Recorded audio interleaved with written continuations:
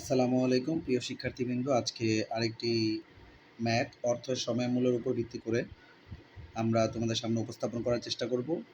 তো লাস্ট ক্লাসে আমরা যেই ম্যাথটি দেখিয়েছি সেখানে আমরা দেখেছিলাম কিভাবে আয় বা সুদের হার বের করতে হয়। তো আজকে আমরা দেখব যে কিভাবে এন বা সময় বের করতে হয়। তো আমরা উদ্দীপকটা একটু পড়ি, সবাই আমরা খেয়াল করে দেখব। জনাব সালমান স্টার ব্যাংকে বার্ষিক 8% সুদে বর্তমানে কিছু অর্থ জমা রাখলেন। একটি নির্দিষ্ট সময় পরে তিনি ৩ গুণ অর্থ ফেরত পেলেন। তো এখানে বলে দিয়েছে যে উনি কিছু পরিমাণ অর্থ জমা রেখেছেন, যেটা একটা নির্দিষ্ট সময় পরে ৩ গুণ অর্থে পরিণত হয়েছে। তো এখানে উনি কত টাকা জমা রেখেছেন বা নির্দিষ্ট সময় পরে ৩ গুণ হয়ে কত হয়েছে, এই সম্পর্কে কিন্তু আমাদের কোনো কিছু উল্লেখ করে দেয় নাই। তো এটা সম্পর্কে আমরা বিস্তারিত অঙ্ক করার সময় বলে দিব, একটু খেয়াল করে দেখবে। এটা হচ্ছে উদ্দীপকের প্রথম অংশ। দ্বিতীয় অংশে বলা হচ্ছে, জনাব জামান সাহেব ৫ বছর পর ব্যবসায়ের জন্য ৫ লক্ষ টাকা দিয়ে একটি মেশিন ক্রয় করার সিদ্ধান্ত গ্রহণ করেছেন। উনি মেশিন ক্রয় করবেন ৫ বছর পরে, তখন ওনার মেশিন ক্রয়ের জন্য প্রয়োজন হবে ৫ লক্ষ টাকা। তার মানে এখানে যে আমাদের ৫ লক্ষ টাকা উল্লেখ রয়েছে, এটি অবশ্যই আমাদের ফিউচার ভ্যালুকে ইন্ডিকেট করছে। এই জন্য তিনি গ্রিন ব্যাংকে আগামী ৫ বছর প্রত্যেক বছর ৮৫,০০০ টাকা করে জমা রাখবেন। তো উনি যেন ৫ বছর পরে ৫ লক্ষ টাকা দিয়ে একটি মেশিন ক্রয় করতে পারেন, তার জন্য উনি এখন থেকে প্রত্যেক বছর ব্যাংকে ৮৫,০০০ টাকা করে জমা রাখতে চাচ্ছেন। তার মানে উনি প্রত্যেক বছর যেহেতু টাকাটা জমা রাখবেন, যেহেতু আমাদের অর্থের সাথে প্রত্যেক বছর রয়েছে, তার মানে উনি টাকাটা বারবার জমা রাখবেন ৫ বছর যাবৎ। তাহলে অবশ্যই আমরা বলতে পারি এই অর্থের এই অংশটি হচ্ছে আমাদের জন্য অবশ্যই কিস্তির মান। গ্রিন ব্যাংকের সুদের হার হচ্ছে 10%। তো এখানে জনাব জামানের সম্পর্কে যেটা বলা হয়েছে যে জামান ৫ বছর পরে ৫ লক্ষ টাকা দিয়ে একটি মেশিন ক্রয় করতে চাচ্ছেন। এখন থেকে উনি প্রত্যেক বছর ব্যাংকে ৮৫,০০০ টাকা করে জমা রাখবেন কিস্তিতে প্রত্যেক বছর। তার মানে এখন উদ্দীপকে অনুযায়ী প্রশ্নে কী চেয়েছে সেই অনুযায়ী আমরা তোমাদেরকে অ্যান্সার করার চেষ্টা করে দিব। গ নং প্রশ্নে আমাদেরকে বলা হয়েছে উদ্দীপকে জনাব সালমান কত বছরে অর্থ ফেরত পাবেন। এই যে সালমান সম্পর্কে যে উদ্দীপকটা আমরা একটু আগে বললাম, যে এখানে উনি কিছু পরিমাণ অর্থ জমা রেখেছিলেন, যেটা একটা নির্দিষ্ট সময় পরে ৩ গুণ অর্থে পরিণত হয়েছে। এখন কত সময় পরে ৩ গুণ অর্থ পরিণত হয়েছে, মানে তোমাকে এখানে সময়টা নির্ণয় করতে বলা হচ্ছে। বাট লাস্ট ক্লাসে আমরা বলে দিয়েছিলাম যে যদি আমাদেরকে সুদের হার বা সময় বের করতে বলে, তাহলে অবশ্যই আমাদের প্রেজেন্ট ভ্যালু, ফিউচার ভ্যালু দুইটাই উল্লেখ থাকবে, বা প্রেজেন্ট ভ্যালু, ফিউচার ভ্যালুর কোনো একটা বের করার ওয়ে তারা বলে দিবে। যেমন ঠিক এই অঙ্কটির ক্ষেত্রে এখানে কিন্তু আমাদের present value, future value directly তারা বলে দেয় নাই, বাট আমাদেরকে বের করার একটা উপায় তারা বলে দিয়েছে। সেটা কীভাবে? উনি বর্তমানে কিছু টাকা জমা রাখবেন, যেটা নির্দিষ্ট সময় পরে ৩ গুণ হবে। এরকম যদি আমাদের টাকার অ্যামাউন্ট উল্লেখ না থাকে সুদের হার বা অ্যান নির্ণয় করার সময়, সেক্ষেত্রে আমরা প্রেজেন্ট ভ্যালুকে সবসময় ১,০০০ টাকা ধরে নেব। তার মানে উনি যে বর্তমানে যদি উনি ১,০০০ টাকা জমা রাখেন, ভবিষ্যতে উনি ৩ গুণ অর্থ পাবেন। ৩ গুণ মানে হচ্ছে, তাহলে ১,০০০কে যদি আমি ৩ দিয়ে গুণ করি তাহলে ৩,০০০ টাকা হয়ে যাবে।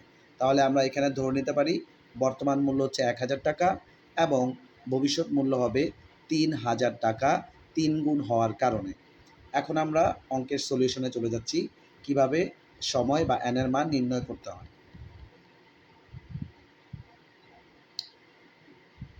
তো শিক্ষার্থীরা তোমরা খেয়াল করে দেখবে, এখানে আমরা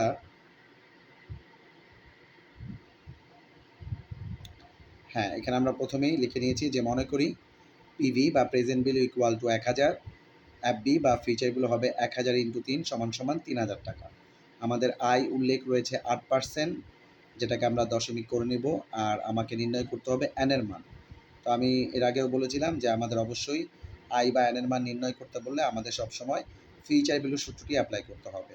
তো এই যে আমরা আমাদের ফিউচার ভ্যালুর এককালীনের সূত্রটি লিখলাম, লেখার পরে আমরা যার যার মান বসাচ্ছি। বসানোর পরে আমরা ৩ নাম্বার লাইনে এসে আমাদের সমীকরণের এই অংশটুকুকে আমরা এই পাশে নিয়ে আসলাম, আর এই অংশটুকুকে আমরা ওই পাশে নিয়ে গেলাম। এখন আমরা ১,০০০টাকে ওই পাশে নিয়ে যাব। এখানে ১,০০০ যদি আমরা ওই পাশে নিই, এখানে যেহেতু গুণ অবস্থায় রয়েছে, তাহলে ওইখানে গেলে আমাদের ভাগ হয়ে যাবে। ভাগফল তাহলে আমাদের ভাগ করলে রেজাল্টটা চলে আসলো ৩। এখন আমরা দুই পাশে কি আনবো? লগ নিয়ে আসবো। যদি এখন আমাদের কিছু করা যাচ্ছে না, আমরা অবশ্যই দুই পাশে লগ নিয়ে আসবো। তো লগ নেওয়ার কারণে আমরা জানি লগের বেজের উপর যদি পাওয়ার থাকে তাহলে পাওয়ারটা সামনে নিয়ে আসা যায়। আমরা সেই কাজটি করলাম, পাওয়ারটিকে সামনে নিয়ে আসলাম। প্রিয় শিক্ষার্থীরা, এখন তোমরা যেই বিষয়টা দেখবে সেটা হচ্ছে, যখন আমরা আয়ের মান বের করি তখন আমাদের এই অংশে কিন্তু আয়ের মান থাকে না। তাই শুধু লগটাকে আমরা ওই পাশে নিয়ে গেলে সেটা অ্যান্টি লগে পরিণত হয়। তো এইখানে যেহেতু আমাদের এই লগের সাথে মান রয়েছে, তাহলে আমরা শুধুমাত্র লগটাকে এই পাশে নিব না, লগের মান সহ সম্পূর্ণ লগটাকে আমরা এই পাশে নিয়ে আসতে পারবো। এখন এটাকে আমরা ভাগ আকারেই লিখতে পারবো। আর যেহেতু এই লগের মান রয়েছে, এখন ক্যালকুলেটরে আমরা যদি প্রেস করি লগ 3 ভাগ লগ 1.08, তাহলে দেখা যাবে যে ইকুয়াল প্রেস করলে আমার ক্যালকুলেটরে এই রেজাল্টটি তারা দিয়ে দিচ্ছে। তো এখানে যেহেতু আমাদের লগের সাথে মান রয়েছে, তো মান সহ যদি লগ আমরা সমীকরণের অপর পাশে নিয়ে আসি তাহলে সেটা কিন্তু অ্যান্টিলগ হয় না। সেটা হচ্ছে আমাদের মান সহ যেহেতু থাকে, এটাকে সরাসরি আমরা ভাগ লগ আকারে প্রকাশ করতে পারি। আর যখন মান থাকবে না, শুধুমাত্র লগকে এই পাশে নিয়ে আসলে সেটা অ্যান্টিলগ হবে, যেটা আমাদের শিফট লগ প্রেস করে মান বের করতে হয়। তো প্রিয় শিক্ষার্থীরা, আশা করি তোমরা বুঝতে পেরেছো কিভাবে n এর মান বের করতে হয়। এইভাবে তোমরা কয়েকবার প্র্যাকটিস করলে আশা করি দেখবে যে ক্যালকুলেশন প্রসেসটা তোমাদের জন্য অনেকটাই সহজ হয়ে গিয়েছে। এরপরে চলে যাই আমরা ঘ নং প্রশ্নে। ঘ নং প্রশ্নে বলা হচ্ছে, উদ্দীপকে উল্লেখিত জনাব জামান সাহেবের সিদ্ধান্ত বাস্তবায়ন সম্ভব কি? যুক্তিসহ উত্তর দাও।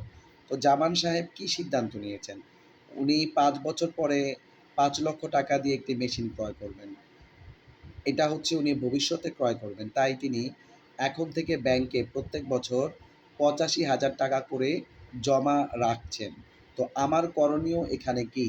আমি দেখব এই 85,000 টাকা করে প্রত্যেক বছর 5 বছর রাখলে আমার 5 লক্ষ টাকার সমান বা বেশি আসে কিনা। তার জন্য অবশ্যই, যেহেতু 5 বছর পরের বিষয়, তার মানে এই প্রত্যেক বছর এই 85,000 টাকা এই কিস্তির মানকে আমাকে ভবিষ্যৎ মূল্যে রূপান্তর করতে হবে। আমি দেখব আমার এই 85,000 টাকা 5 বছর পরে আমি যদি প্রত্যেক বছর 85,000 টাকা করে জমা রাখি, তাহলে এই অর্থটি 5 বছর পরে 5 লাখ টাকা অথবা তার বেশি হবে কি না। সেজন্য আমাকে অবশ্যই এখানে ভবিষ্যৎ মূল্য ব্যবহার করতে হবে। আর যেহেতু এটি কিস্তির মান, তাহলে অবশ্যই আমাকে ভবিষ্যৎ মূল্যের কিস্তির সূত্র এখানে প্রয়োগ করতে হবে। আর যেহেতু এখানে শুরু বা শেষ কোনো কিছু উল্লেখ নেই, তাই আমরা অবশ্যই ভবিষ্যৎ মূল্যে কিস্তির শেষের সূত্রটি প্রয়োগ করব। তো চলো দেখে আসি আমরা সমাধানটি।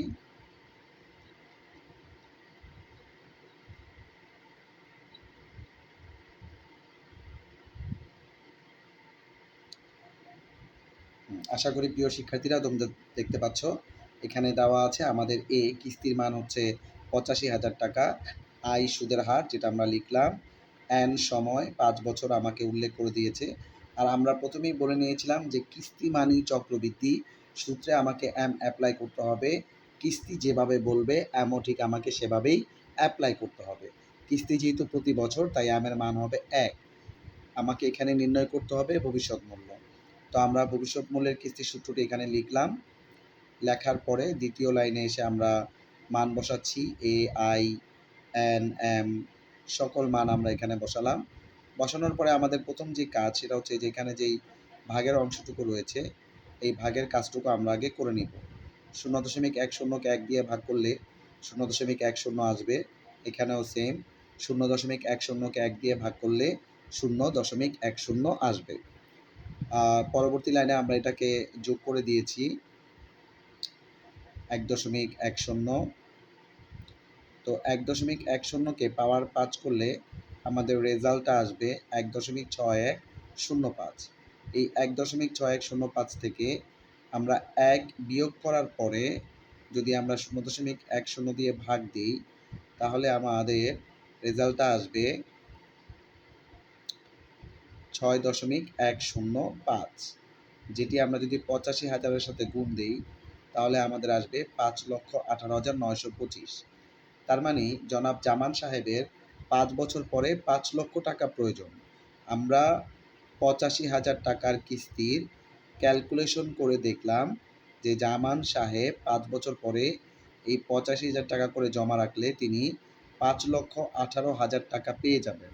তার মানে ওনার সম্পত্তি ক্রয় করার জন্য যা প্রয়োজন তার চেয়ে আরও উনি বেশি পাবেন। তাহলে আমরা নির্দ্বিধায় বলতে পারি জনাব জামান সাহেবের সিদ্ধান্তটি সঠিক হয়েছে। উনি ৮৫,০০০ টাকা করে ব্যাংকে জমা রাখলে ৫ বছর পরে অবশ্যই উনি ওনার কাঙ্ক্ষিত মেশিনটি ক্রয় করতে পারবেন। তো আশা করি প্রিয় শিক্ষার্থীরা এইভাবে তোমরা ক্যালকুলেশন প্রসেসটা দেখে বারবার একটু প্র্যাকটিস করলে তোমাদের আশা করি এই ধরনের অঙ্কে কোনো প্রবলেম থাকবে না। তো আজকে এ পর্যন্তই, দেখা হবে আগামী ক্লাসে। সবাইকে আসসালামু আলাইকুম।